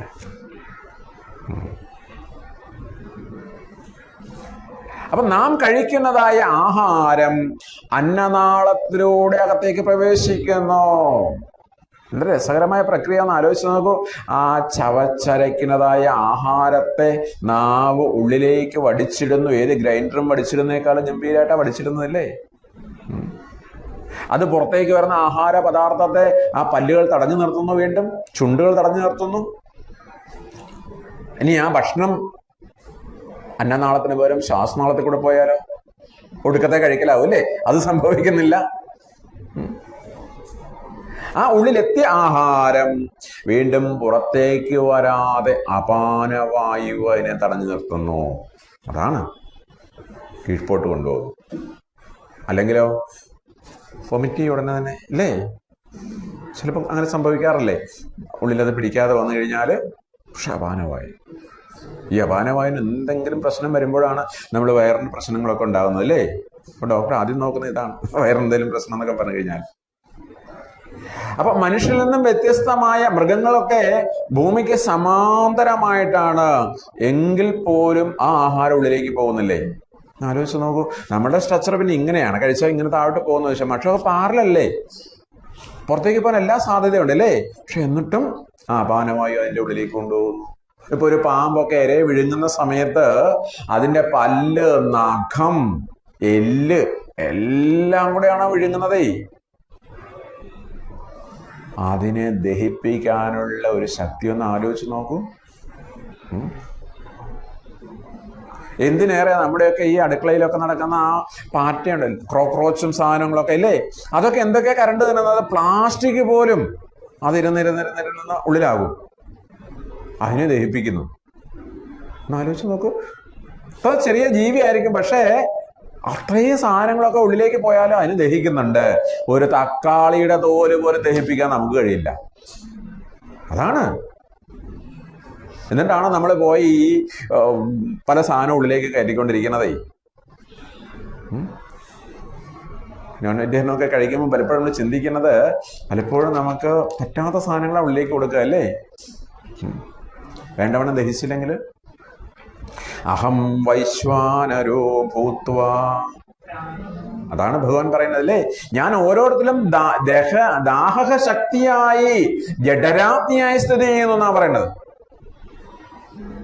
അപ്പൊ നമ്മളെയൊക്കെ നിലനിർത്തുന്ന ആ ശക്തിയാണ് ഈ അന്നം. നമ്മളിവിടെ ജീവിക്കണമെങ്കിൽ അന്നം വേണം. അതുകൊണ്ട് ഈ ശരീരത്തെ നമ്മൾ അന്നമയ കോശം എന്നാ പറയുന്നത്. മാതാപിതാക്കളുടെ അന്നത്തിൽ നിന്നുണ്ടായി നാം കഴിക്കുന്ന അന്നം കൊണ്ട് വളർന്ന് വീണ് കഴിഞ്ഞാൽ മറ്റു ജീവികൾക്ക് അന്നമായി തീരുകയും ചെയ്യും. നമ്മളിങ്ങനെ നടക്കുന്ന സമയത്ത് ഓരോന്നും നോക്കുന്നുണ്ട് എപ്പോഴാ വീണ് കിട്ടുകയെന്ന്. ആ ഇപ്പൊ പല സ്ഥലത്തും ഈ വനത്തിലൊക്കെ റെസ്റ്റോറന്റ് ഉണ്ടാക്കുന്നുണ്ട് ജീവികൾക്ക്. ഇപ്പൊ ഈ വയനാട്ടിലൊക്കെ ഉണ്ട്, കഴുകന്മാർക്ക് ആഹാരം കൊടുക്കാനായിട്ട് റെസ്റ്റോറന്റ്. ഈ ഇടയ്ക്കൊരു ആനയെ വെടിവെച്ചു, അത് മയക്കുമരുന്ന് ചത്തുപോയി. അപ്പൊ എന്ത് ചെയ്തു? കുഴിച്ചൊന്നുമില്ല കേട്ടോ, നേരെ ഉണ്ട് റെസ്റ്റോറന്റിൽ കൊണ്ട് വെച്ചു. 3 ദിവസം കൊണ്ട് കഴുകന്മാർ അതിനെ ശാപ്പിട്ട് പോയി. ഓപ്പൺ റെസ്റ്റോറന്റ് ആണ്. അന്നമാണല്ലേ, ഒരെണ്ണത്തിന്റെ ശരീരം മറ്റൊരു ജീവിക്ക് അന്നമാണ്. ഇവിടെ നമുക്ക് ബോംബെ അറിയാമല്ലോ അല്ലേ? ആരാണ് ഈ ടെറസിന്റെ മുകളിൽ ഡെഡ് ബോഡി വെക്കുന്നവര്? വാഴ്സികൾ അല്ലേ? അങ്ങനെയല്ലേ? അന്നമാണത്. നമ്മളൊക്കെ നടക്കുമ്പോഴും ഇങ്ങനെ ഓരോന്നും നോക്കിയിരിപ്പുണ്ടെന്ന് വിചാരിച്ചോളൂ. ഒരു മാവിന്റെ അടുക്ക് പോയി പഴമൊക്കെ തിന്നുമ്പോ മാവ് നമ്മളെ നോക്കുന്നു, ഇത് നീ കഴിച്ചോളൂ, പിന്നെ അവസാനം എന്റെ വീട്ടിലേക്കാ വരുന്നതല്ലേ? അല്ല അതിനെ വീട്ടിൽ നമ്മളെ ദഹിപ്പിക്കാൻ അതാ ഉപയോഗിക്കുക, അന്നം. ഈ ആഹാരം കഴിക്കുന്നത് കൊണ്ടാണ് നാം കണ്ണ് കാണുന്നത്, മൂക്ക് ഘ്രാണിക്കുന്നത്, ചെവി കേൾക്കുന്നത്, മനസ്സ് പ്രവർത്തിക്കുന്നത്. കുറെ ദിവസം അന്നം കഴിക്കാതിരുന്നാലോ ഒന്നും കാണുകയും കേൾക്കുകയും ഒന്നും ചെയ്യില്ല. ചാന്തോക്യോപനിഷത്തിൽ ഈ ഭാഗമുണ്ട്. ഉദ്ദാലക മഹർഷി ഉദ്ദാലകനും ശ്വേതകേതു സംവാദത്തിലില്ലേ പറഞ്ഞ് പലതും അന്നം ബ്രഹ്മ ഇതൊക്കെ പറഞ്ഞിട്ടുണ്ട്. അവസാനം ശിഷ്ണനെ ശ്വേതകേതുവിനെ പരീക്ഷിക്കുന്നു. 2 ആഴ്ച ഭക്ഷണമേ കൊടുക്കുന്നില്ല, ജലമേ കൊടുക്കുന്നില്ല. ഇതൊക്കെ കഴിഞ്ഞിട്ട് പിതാശ്രീ ഗുരുനാഥൻ ചോദിക്കുന്നു, ആ ചൊല്ലിയ മന്ത്രമൊക്കെ ഒന്ന് വീണ്ടും ചൊല്ലാൻ. ഗുരു കണ്ണ് കാണുന്നില്ല, ചെവിയില്ല, നാവ് പൊന്തുന്നില്ല, ഒന്നും ഓർമ്മ വരുന്നില്ല. അപ്പൊ ഈ അന്നം ഇല്ലാത്തത് കൊണ്ട് ഒന്നും പ്രവർത്തിക്കുന്നില്ല അല്ലേ. പിന്നീട് മെല്ലെ മെല്ലെ കുറച്ച് ആഹാരം കൊടുത്തു, കുറേ വെള്ളം കൊടുത്ത് അങ്ങനെ കൊണ്ടാണ്ട് ഏതാനും ദിവസം കഴിഞ്ഞപ്പോൾ വീണ്ടും ഓർമ്മ വരും.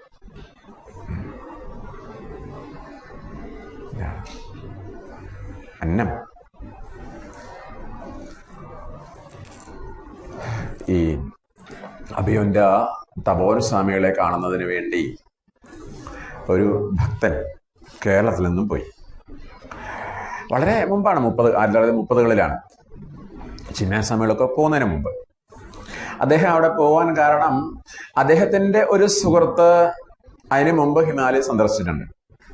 അപ്പൊ തിരിച്ചു വന്നിട്ട് അദ്ദേഹത്തോട് പറഞ്ഞു, ഞാൻ ഈ ഹിമാലയ യാത്രയിൽ ഒരു മഹാത്മാവിനെ സന്ദർശിച്ചു ഹിമാലയത്തിൽ വെച്ച്. അദ്ദേഹം ഇന്ന സ്ഥലത്ത് താമസിക്കുന്നുണ്ട്. അദ്ദേഹം 6 മാസമേ ഭക്ഷണം കഴിക്കാറുള്ളൂ. 6 മാസം ഇങ്ങനെ നടക്കും. 6 മാസം ഒരു ഗുഹയിൽ താമസിക്കും. ഈ ഗുഹയിൽ താമസിക്കുന്ന സമയം ഭക്ഷണമേ കഴിക്കാറില്ല. 6 മാസം എന്ന് പറഞ്ഞാൽ ഏകദേശം മഞ്ഞുകാലായിരിക്കും. ഒരു നവംബർ മാസം തൊട്ട് മെയ് മാസം വരെയുള്ള ടൈം പൊതുവെ മഞ്ഞ് മൂടി കിടക്കും അവിടെയൊക്കെ. എന്തായാലും ഈ മഹാത്മാവിനെ അദ്ദേഹം കണ്ടു. കാണുന്ന സമയത്ത് ഗുഹയിലായിരുന്നു. അപ്പൊ ഈ കാഴ്ചയൊക്കെ ഇദ്ദേഹത്തോടെ എന്ന് പറഞ്ഞു. അപ്പൊ അദ്ദേഹത്തിന് തോന്നിയെന്ന ഒന്ന് തപോവൻ സ്വാമി ഒന്ന് കാണാൻ പോകണമെന്ന് അദ്ദേഹത്തിന് മോഹം ഉണ്ടായിരുന്നു. അങ്ങനെ തപോവൻ സ്വാമിയെ കാണാൻ വേണ്ടി പോയ സമയത്ത് ഇദ്ദേഹവും ഈ മഹാത്മാവിനെ കാണാൻ പോയി. ഭാഗ്യത്തിന് അദ്ദേഹം ആ സമയത്ത് ഗുഹയിലായിരുന്നു. അപ്പൊ അദ്ദേഹത്തോട് ഇങ്ങനെ സംസാരിച്ചു. ഇങ്ങനെ ഒരാൾ പറഞ്ഞുകൊണ്ടാണ് ഞാൻ അങ്ങേ കാണാൻ വന്നത്. അങ്ങ് 6 മാസം ഗുഹയിലാണ്, ഭക്ഷണമൊന്നും കഴിക്കാറില്ല എന്നൊക്കെ കേട്ടിട്ടുണ്ട്, ശരിയാണോ? അപ്പൊ അദ്ദേഹം പറഞ്ഞു, ഞാൻ ഈ ഗുഹയിൽ താമസിക്കുന്നു എന്നുള്ളത് ശരിയാണ്. കാരണം എന്താണ്, ഇത് വളരെ പ്രകൃതി രമണീയമായൊരു സ്ഥലമാണ്. അതുകൊണ്ട് ഇവിടെ ജീവിക്കുന്നു. മാത്രമല്ല ദിവസം 1-2 തവണ ഞാൻ ഗുഹയ്ക്ക് വെളിയിൽ പോകാറുണ്ട്.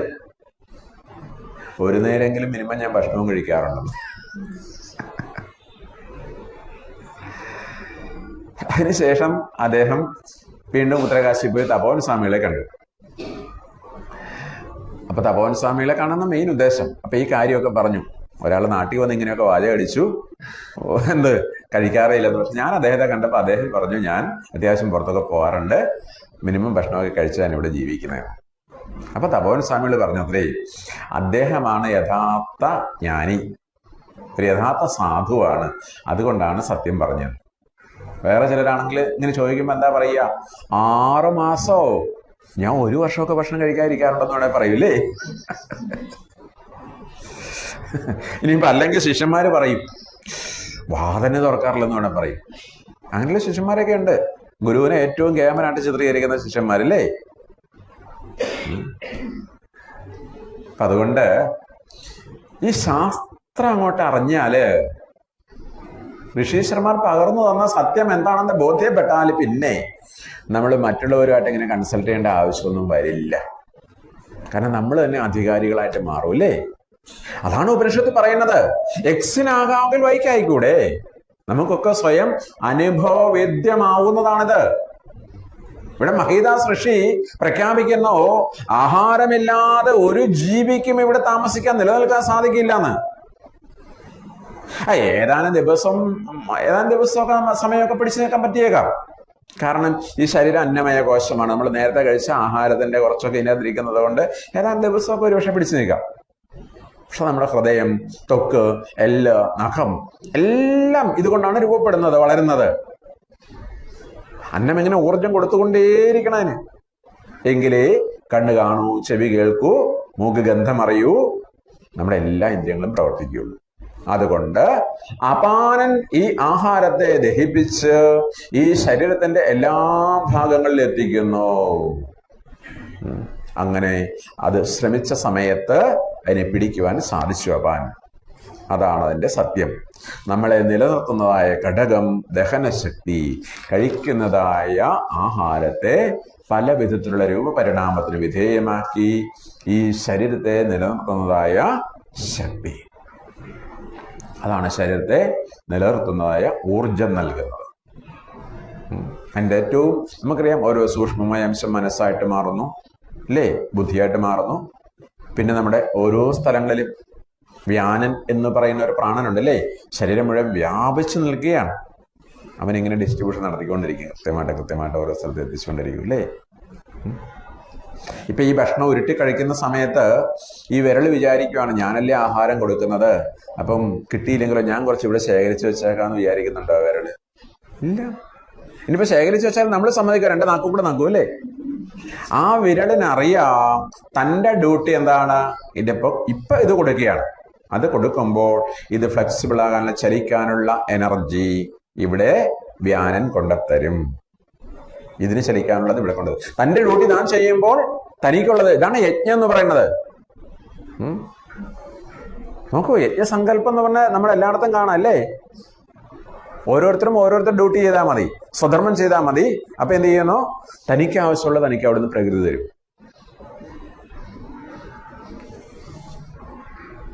ദേവാൻ ഭാവയദാനേന തേ ദേവാ ഭാവേന്ത, പരസ്പരം ഭാവേന്ത അല്ലേ? അങ്ങോട്ടും ഇങ്ങോട്ടും സഹകരിക്കണം. എങ്ങനെയാണ് ഒന്ന് ആലോചിച്ചാൽ എത്ര വലിയ അത്ഭുതമാണ് നമ്മുടെ ഈ ശരീരം പോലും. എത്രയായിരം കോശങ്ങൾ, എത്രയെല്ലാം നാഡികള്, അതിനൊക്കെ ഏകോപനം, അതിനൊക്കെ പ്രവർത്തിക്കാനുള്ള ആ ഒരു എനർജി കൃത്യമായിട്ട് ഓരോ സ്ഥലത്തും കൊണ്ടെത്തിക്കുന്നു അല്ലേ? ഇതൊക്കെ പ്രവർത്തിച്ചു കൊണ്ടിരിക്കുമ്പോൾ ആരാ ചിന്തിക്കുക അതിനെക്കുറിച്ച്? എന്താ പറഞ്ഞത്? അതുകൊണ്ട് അതിനെ ആദരവ് കൊടുക്കുക. നമ്മുടെ ഒരു എന്താ പറയുക, ശ്രദ്ധയില്ലായ്മ കൊണ്ട് അനാദരവ് ഒരിക്കലും ഉണ്ടാവരുതിന്. ഇതൊക്കെ ഒന്ന് വില കൊടുത്ത് വാങ്ങിക്കുമ്പോഴേ നമ്മൾ അറിയുള്ളൂ അല്ലേ? ഓക്സിജൻ ഇങ്ങനെ കൃത്യമായിട്ട് ഇങ്ങനെ കിട്ടിക്കൊണ്ടിരിക്കുന്നുണ്ട്. കോവിഡ് കാലത്ത് പലരും കാശ് കൊടുത്ത് മേടിച്ചപ്പോൾ അറിഞ്ഞു ഓരോ മണിക്കൂറിനും അല്ലെങ്കിൽ എത്രയാ പൈസ കൊടുക്കേണ്ടി വന്നത്. അല്ലെങ്കിൽ ഹോസ്പിറ്റലൊന്നും ആവുമ്പോൾ ഇത് കിട്ടാതെ വരുമ്പോൾ ബില്ല് തരും ഓരോ ദിവസവും അല്ലേ? ഓ പ്രകൃതി ഓരോ ദിവസവും നമുക്കിങ്ങനെ ബില്ല് തന്നിരുന്നെങ്കിൽ അത്ര അനുഗ്രഹമാണ്. അപ്പൊ ഇങ്ങനെയാണ് ഭഗവാൻ സൃഷ്ടി നിർവഹിച്ചത്. ജീവജാലങ്ങളെ ഉണ്ടാക്കി, അവരെ കഴിവുകളെ ഉണർത്തി, അവ തമ്മിലുള്ള സഹകരണം കണ്ടു. അതാണ് എല്ലാം കണക്ട് ചെയ്തു. പ്രധാനപ്പെട്ടതാ എല്ലാവരുടെയും ആവശ്യം ഭക്ഷണമായിരുന്നു, അതും ലഭിച്ചു. തുടർന്ന് 11 സ ഈക്ഷത കഥന്വിതം മദ്രതേ സ്വാദിതി സ്യാദിതി സ ഈക്ഷത കദരേണ പ്രപദ്യം ഇതി സ ഈക്ഷത ഇതി വാച അഭിവ്യാഹൃതം യദി പ്രാണേന അഭിപ്രാണിതം യദി ചക്ഷുഷാ ദൃഷ്ടം യദി ശ്രോത്രേണ ശ്രുതം യദി ത്വചാ സ്പൃഷ്ടം യദി മനസാ ധ്യാതം യദി അപാനേന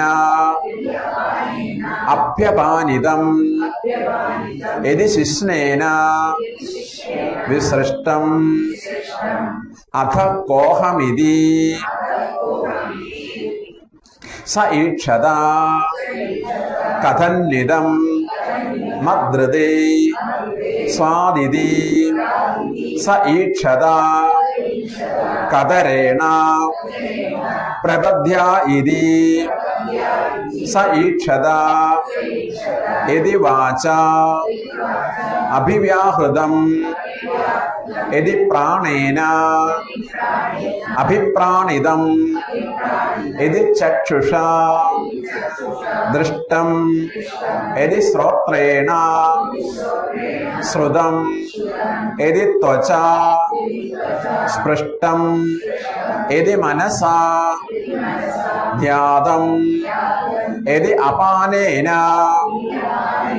അഭ്യപാനിതം യദി ശിശ്നേന വിസൃഷ്ടം അത കോഹമിതി. അപ്പൊ ഇതെല്ലാം കഴിഞ്ഞ സമയം ആ പരമാത്മസ്വരൂപം സ ഈക്ഷത, അദ്ദേഹം സ്വയം വിചാരിച്ചു. കഥം നോ ഇതം, ഇക്കാണുന്ന പ്രപഞ്ചം മുഴുവൻ മദ്രതീ സ്യാത്, എന്നെ കൂടാതെ എങ്ങനെ നിലനിൽക്കും? എന്റെ നേതൃത്വമില്ലാതെ, എന്റെ ഭരണപാടവമില്ലാതെ ഇക്കാണുന്ന പ്രപഞ്ചം മുഴുവൻ എങ്ങനെ മുന്നോട്ട് പോകും? സ ഈക്ഷത്, അദ്ദേഹം വിചാരിച്ചു. കാരണം ഇവരെയൊക്കെ ഇങ്ങനെ കയറൂരി വിട്ടുകഴിഞ്ഞാൽ, അഴിച്ചു വിട്ടുകഴിഞ്ഞാൽ എന്തായിരിക്കും സ്ഥിതി? ഒരു കൺട്രോളല്ലാതെ. അതുകൊണ്ട് അദ്ദേഹം വിചാരിച്ചു, കതരേണ പ്രപദ്യായിനി, എങ്ങനെയാണ് ഈ സൃഷ്ടി ലോകത്തേക്ക് പ്രവേശിക്കുക? എല്ലാം വന്നു കഴിഞ്ഞു. അസംഖ്യങ്ങളായ പദാർത്ഥങ്ങള്, അത്ഭുതങ്ങളായ പ്രതിഭാസങ്ങളുടെ നിര മുഴുവൻ റെഡിയായി കഴിഞ്ഞു. വാച അഭിവ്യാഹൃതം, വാക്കുകൊണ്ട് സംസാരിക്കാൻ പറ്റി. പ്രാണേന അഭിപ്രാണിതം, പ്രാണനിലൂടെ ശ്വാസോച്ഛ്വാസം നടക്കുന്നുണ്ട്. ചക്ഷുഷാ ദൃഷ്ടം, കണ്ണുകൊണ്ട് കാണുന്നുണ്ട്. ശ്രോത്രേണ ശ്രുതം, ചെവി കൊണ്ട് അതിന്റെ ധർമ്മം കേൾക്കുന്നുണ്ട്. ഇത് ത്വചാസ്പൃഷ്ടം, ത്വക്കുകൊണ്ട് പലതരത്തിലുള്ള അനുഭവങ്ങളെ സ്പർശിക്കാൻ പറ്റുന്നുണ്ട്. അത് കഠിനങ്ങളാകാം, മൃദുലങ്ങളായ സ്പർശാവാം. മൃദുലതയുള്ളതാവാം അല്ലേ? സ്പർശം അങ്ങനെയുണ്ട്, പല വിധത്തിലാവാം അല്ലേ? പണ്ട് കോടതിയിൽ ജഡ്ജി ഒരു വിധി കൊടുത്തു, 10 വർഷത്തെ കഠിന തടവ്. അപ്പൊ പ്രതി പറഞ്ഞത്രേ, കഠിനമായിട്ട് തടവുണ്ട്, മൃദുവായിട്ട് തടവിയോ?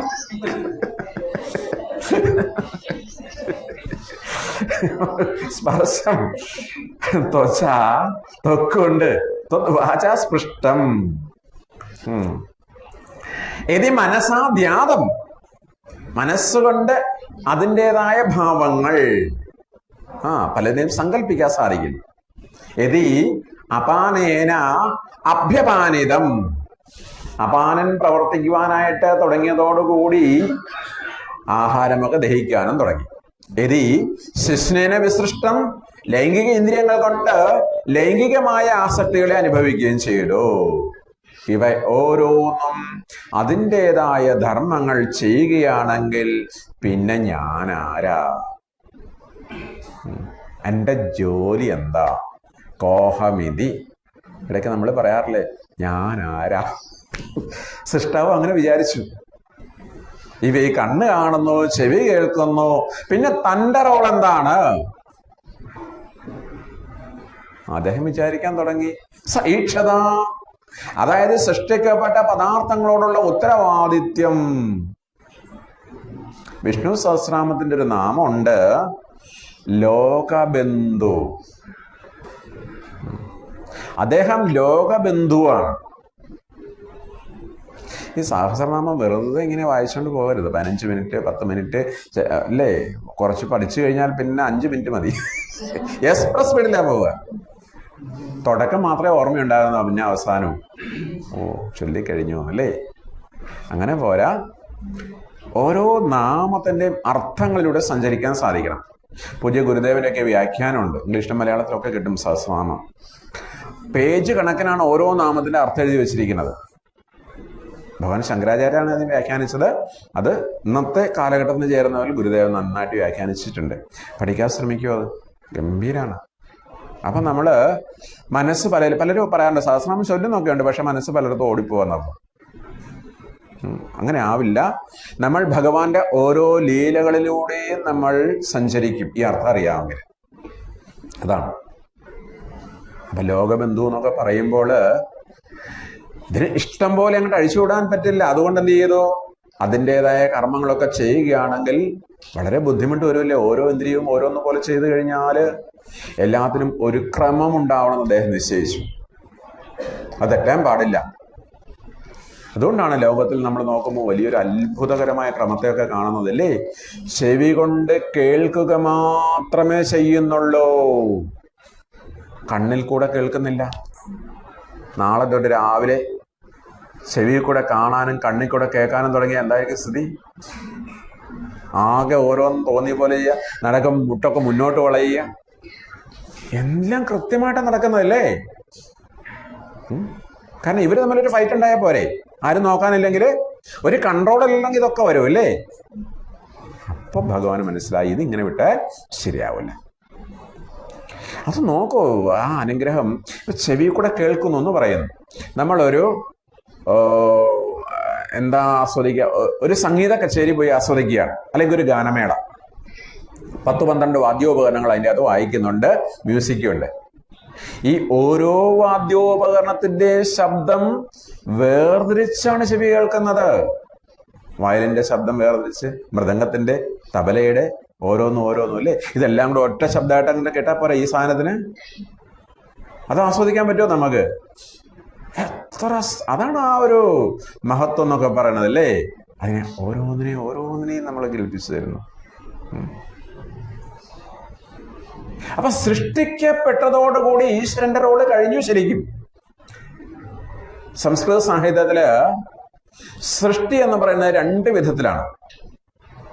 ഒന്ന് വിവർത്തം എന്നും മറ്റതിനെ പരിണാമം എന്നും പറയും. പരിണാമവാദവും വിവർത്തവാദവും, ഇങ്ങനെ 2 വിധത്തിൽ സൃഷ്ടി അംഗീകരിച്ചിട്ടുണ്ട്. പാല് ചൂടാക്കി തണുപ്പിച്ച് ഒരയൊഴിച്ചു വെക്കുന്നു, പിറ്റേന്ന് പാലില്ലാതായി തൈരായി. രൂപപരിണാമത്തിന് വിധേയമായി. ഇതിനെ സാങ്കേതികമായി വേദാന്ത ശാസ്ത്രത്തിൽ സ്വസ്വരൂപ പരിത്യാഗേന രൂപാന്തരാന്തികേ എന്നൂടെ പറയാം. സ്വസ്വരൂപ പരിത്യാഗേന രൂപാന്തരാന്തികേ.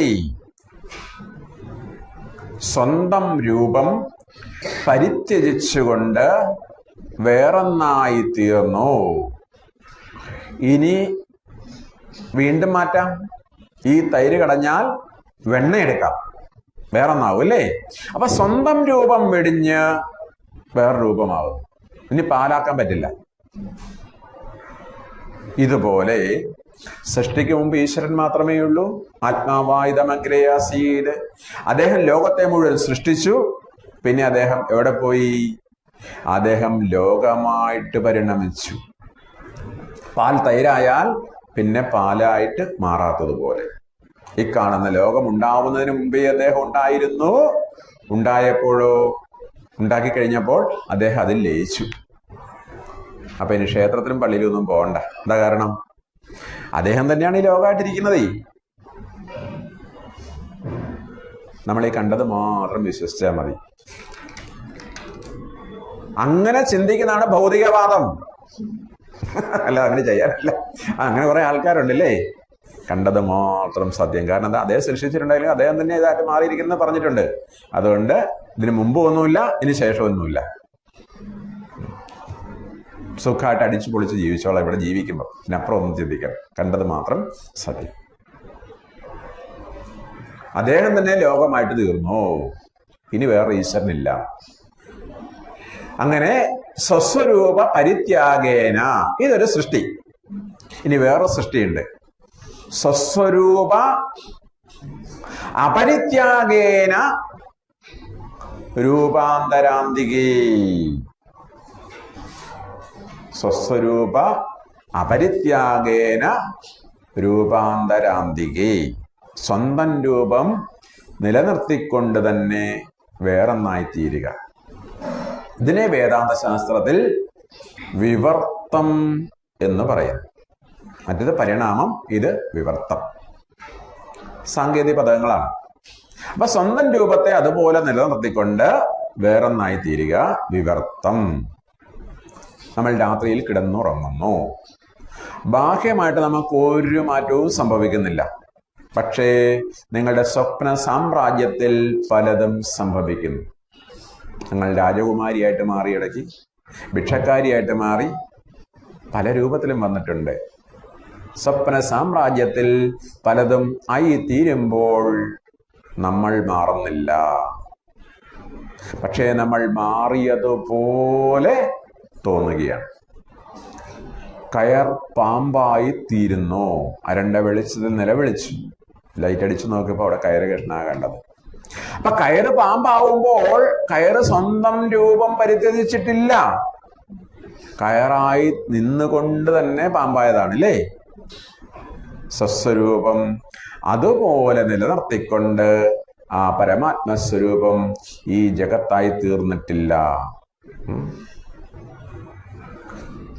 അങ്ങനെ ആയതുപോലെ തോന്നുകയാണ്. അദ്ദേഹം തന്നെയാണ് ജഗത്ത്. പക്ഷേ ഈ ജഗത്തിലുള്ള വസ്തുക്കളൊക്കെ അപ്രത്യക്ഷമായാലും സൂര്യനായും ചന്ദ്രനായും നക്ഷത്രങ്ങളായും സമുദ്രമായും ദ്രവപദാർത്ഥങ്ങളായും വാതക പദാർത്ഥങ്ങളായും ഖരപദാർത്ഥങ്ങളായും അദ്ദേഹം നിലനിൽക്കും. ഈ 3 രൂപത്തിലല്ല പൊതുവെ അല്ലേ? ദ്രവം, ഖരം, ദ്രാവകം.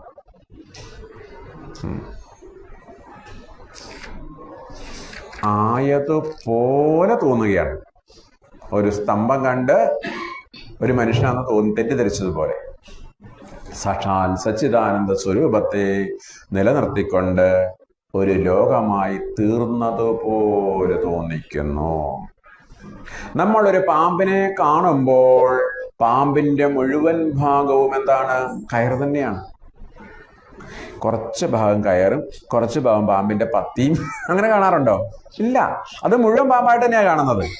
അതുപോലെ അദ്ദേഹം തന്നെയാണ് ഈ കാണുന്ന പ്രപഞ്ചം മുഴുവനും, വേറൊന്നുമല്ല. താൻ തന്നെ വേറെ രൂപം. ഈ കുഞ്ചൻ നമ്പ്യാരുടെ തുള്ളലിൽ കല്യാണ സൗഗന്ധികം കേട്ടിട്ടുണ്ടോ? നല്ല രസാണ്. ഭീമന് പാഞ്ചാലിക്ക് 5 പേരുണ്ടല്ലോ അല്ലേ? അപ്പൊ എല്ലാരും മത്സരിക്കും ഈ പാഞ്ചാലിയെ തൃപ്തിപ്പെടുത്താനായിട്ട്, സന്തോഷിപ്പിക്കാൻ. അപ്പൊ എന്തെങ്കിലും കാര്യമാത്ര പ്രസക്തമായിട്ട് സാധനങ്ങൾ കിട്ടണമെങ്കിൽ ഭീമനെ മണിയടിച്ചാലേ പറ്റുള്ളൂ എന്ന് പാഞ്ചാലിക്ക് അറിയാം. ബാക്കിയുള്ളവരോടൊക്കെ ഓരോരുത്തർ കഴിവൊക്കെ ഉണ്ട്, പക്ഷെ തനിക്ക് പ്രിയപ്പെട്ട. അപ്പൊ കല്യാണ സൗന്ദര്യത്തെ കുറിച്ച് കേട്ടിട്ടുണ്ട്. വലിയ പുഷ്പമാണ്, നല്ല സുഗന്ധമാണെന്നൊക്കെ. അപ്പൊ ഭീമനോട് പറഞ്ഞു, എനിക്കത് കിട്ടിയാൽ കൊള്ളാവും. ഭീമനെ കേൾക്കാതെ കല്യാണ സൗന്ദര്യത്തിലേക്ക് പോയി. അങ്ങനെ വളരെ പ്രത്യേക സ്ഥലത്താണേ. അങ്ങനെ ഭീമൻ അങ്ങനെ വനത്തിലൂടെ പോയി അങ്ങനെ പോകുന്ന വഴിക്കാണ് ഹനുമാൻജി അവിടെ കിടക്കുന്നത്. ഹനുമാനും അറിയാം തന്റെ സഹോദരൻ വരുന്നുണ്ടെന്നല്ലേ. അപ്പൊ അയാളെ ഒന്ന് പരീക്ഷിച്ച് കളയാന്ന് കരുതിയിട്ട് ഈ ഒരു വയസ്സന്റെ രൂപത്തില് വഴിയിൽ ഇങ്ങനെ വിലങ്ങനെ ക്രോസ് ചെയ്ത് കിടക്കുകയാണ്. അപ്പൊ ഇയാളിങ്ങനെ ഗതയൊക്കെ ചുറ്റിക്കൊണ്ട് വരുന്ന സമയത്ത് ഒരു വയസ്സൻ കുരങ്ങൻ കിടക്കുന്നു. മർക്കടാ നീ എങ്ങ മാറിക്കിടക്കട. അയ്യോ ഞാനൊരു പാവം വയസ്സനല്ലേ, ആ സൈഡിൽ കൂടെ പോക്കോളൂ. അതൊന്നും പറ്റില്ല, മാറിക്കിടക്കാൻ. എന്നാ ഒരു പണി ചെയ്തോളൂ, ഈ വാലാണ് ഇങ്ങനെ ക്രോസ് ചെയ്ത് കിടക്കുന്നതേ, അതങ്ങോട്ട് മാറ്റി വെച്ചിട്ട് പോരാ. ഈ കുരങ്ങന്റെ വാലെ തൊടുക. ഭീമനാകെ അറപ്പൊക്കെ തോന്നി തന്റെ ആ ഗത കൊണ്ട് ഇങ്ങനെ തോണ്ടിയിടും. ശ്രമിച്ചു, അനങ്ങുന്നില്ല. ഉള്ള ശക്തി മുഴുവൻ പ്രയോഗിച്ചു, സാധിക്കുന്നേയില്ല. കൈയെടുത്ത് നോക്കി, അനങ്ങുന്നില്ല. പക്ഷെ അതിനു മുമ്പ് ഈ ഭീമനോട് ഹനുമാനോട് സംസാരിക്കുന്നൊക്കെ ഉണ്ട്. ഇനിയിപ്പോ തന്നെ ഒന്ന് പരിചയപ്പെടുത്തി കൊടുക്കണം എന്നപ്പോ തോന്നി. എന്താണ് താൻ ആരാന്നാ വിചാരിച്ചിരിക്കുന്നത്? ധീരനായ ഹനുമാന്റെ സഹോദരനായ വായുപുത്രനാണ് ഞാനെന്നാ പരിചയപ്പെടുത്തി കൊടുക്കുന്നത്. ഇതുപോലെ അദ്ദേഹം തന്നെയാണ് ഇദ്ദേഹം. ഈ ജഗത്ത് തന്നെയാണ് അദ്ദേഹം. പക്ഷേ ഒരു ഫോട്ടോസ്റ്റാറ്റ് കോപ്പിയാണ്, ഒറിജിനൽ അല്ല. കണ്ട ഒറിജിനൽ എന്നൊക്കെ തോന്നും. ഇപ്പം നമ്മുടെ ആധാർ കാർഡൊക്കെ നമ്മൾ കളർ ഫോട്ടോസ്റ്റാറ്റ് എടുത്തിട്ട് ലാമിനേറ്റ് ചെയ്ത് കഴിഞ്ഞാൽ ഏതാ ഒറിജിനൽ ഡ്യൂപ്ലിക്കേറ്റ് പിന്നെ അറിയാൻ പറ്റില്ല അല്ലേ? അതുപോലെ ഇനി നമ്മളെ അങ്ങനെ രൂപമൊക്കെ മാറ്റാനുള്ള സംവിധാനമൊക്കെ ആയില്ലേ? എന്താ അതിന്റെ പേര്? ക്ലോണിങ് എന്നല്ല, അപ്പൊ പുതിയ സാങ്കേതിക വിദ്യയൊക്കെ ഉണ്ട്. വാട്സപ്പ് ഒക്കെ വരുമ്പോൾ നമ്മൾ വിചാരിക്കും നമ്മുടെ ഫ്രണ്ട്സ് വിചാരിച്ചാന്ന് അല്ലേ? അവരുടെ ശബ്ദം, അവരുടെ രൂപം ഒക്കെ വരുന്നുണ്ട്. തട്ടിപ്പൊക്കെ നടക്കുന്നില്ലേ? നമ്മളെപ്പോലെ തന്നെ നമ്മളെ കണ്ടോണ്ടിരിക്കാൻ. ഇതാണ് കണ്ണാടിയിലൊക്കെ നമ്മളെ മണിക്കൂറുകളോളം കണ്ണാടി നോക്കിയിട്ട് ആർക്കും ബോറടിക്കാതെ. കാരണം നമ്മളെ തന്നെയാണ് നമ്മൾ. പക്ഷെ എന്നാലും ഞാനല്ല. ചെറിയ വ്യത്യാസം ഉണ്ട് എന്നാലും കണ്ണാടിയിൽ അല്ലേ? എന്താ കണ്ണാടി? നമ്മുടെ ഇടതുവശം കണ്ണാടി വലതായിട്ടും കാണുന്നു അല്ലേ? പ്രതിബിംബം, ലാറ്ററൽ ഇൻവേർഷൻ ഫിസിക്സിൽ പറയുന്നത് അല്ലേ? അങ്ങനെ ഒരു ന്യൂനത അതിൻ്റെ അകത്തുണ്ട്. അത്രയേ ഉള്ളൂ. ഇത് ഭഗവാൻ ശങ്കരാചാര്യര് ദക്ഷിണാമൂർത്തി സ്തോത്രത്തിൽ ഗംഭീരമായിട്ട് പറയുന്നത് വിശ്വം ദർപ്പണ ദൃശ്യം അല്ലേ? ഗംഭീരമായിട്ട് ഈ വർണ്ണനയുണ്ട് അവിടെ. അപ്പൊ ഇദ്ദേഹം സൃഷ്ടി നിർവഹിച്ച അദ്ദേഹത്തിന് യാതൊരു മാറ്റവുമില്ല. കഥന്നു ഇതം, ഇവയ്ക്ക് അതിൻ്റെതായ ധർമ്മങ്ങൾ ചെയ്യുന്നുണ്ടെങ്കിൽ പിന്നെ താൻ എന്തിനാ, എങ്ങനെ ഇതിനെ നിയന്ത്രിക്കുക? അതുകൊണ്ട് അദ്ദേഹം സൃഷ്ടിയിൽ പ്രവേശിക്കുവാൻ തീരുമാനിച്ചു. എങ്ങനെയാ പ്രവേശിക്കുക? അദ്ദേഹം വിചാരിച്ചു, ഞാൻ മുന്നിലൂടെ പോണോ അതോ ഇടവഴിയിൽ കൂടെ സൈഡിൽ കൂടെ പോണോ പിന്നിലൂടെ പോണോ? നമ്മളിലൂടെ പലർക്കും ഈ കുറുക്ക് വഴി കൂടെ കയറാൻ ഇഷ്ടമില്ലേ? അപ്പൊ അദ്ദേഹം വിചാരിച്ചു, ഞാൻ ഏത് മാർഗത്തിലൂടെ ഉള്ളിൽ പ്രവേശിക്കും? കതരേണ പ്രപദ്യമിതി, ഞാനില്ലാതെ ഇത് പ്രവർത്തിച്ചു തുടങ്ങിയാൽ ഒരു വ്യവസ്ഥ ഉണ്ടാവില്ല. അതുകൊണ്ട് ഇതിൽ പ്രവേശിക്കുന്നതിനെ കുറിച്ച് അദ്ദേഹം ആലോചിച്ചു. നാളെ പ്രവേശിക്കാം അല്ലേ?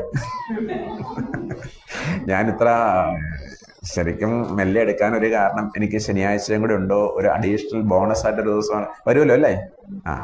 ഒരു ദിവസം കിട്ടിയിട്ടുണ്ടാവും, കൊണ്ടാണ്. അല്ലെങ്കിൽ ചിലപ്പോൾ ഈ ഭാഗം ഇപ്പം കഴിഞ്ഞു പോയാലേ, അടുത്ത അധ്യായത്തിലെത്തിയാലേ. ഓക്കെ. ഓം പൂർണ്ണമദ പൂർണ്ണമിദം പൂർണ്ണാത് പൂർണ്ണമുദച്ഛതേ പൂർണ്ണസ്യ പൂർണ്ണമാദായ പൂർണ്ണമേവാവശിഷ്യതേ. ഓം ശാന്തി ശാന്തി ശാന്തി. ഓം ശ്രീ ഗുരുഭ്യോ നമഃ. ഹരി ഓം.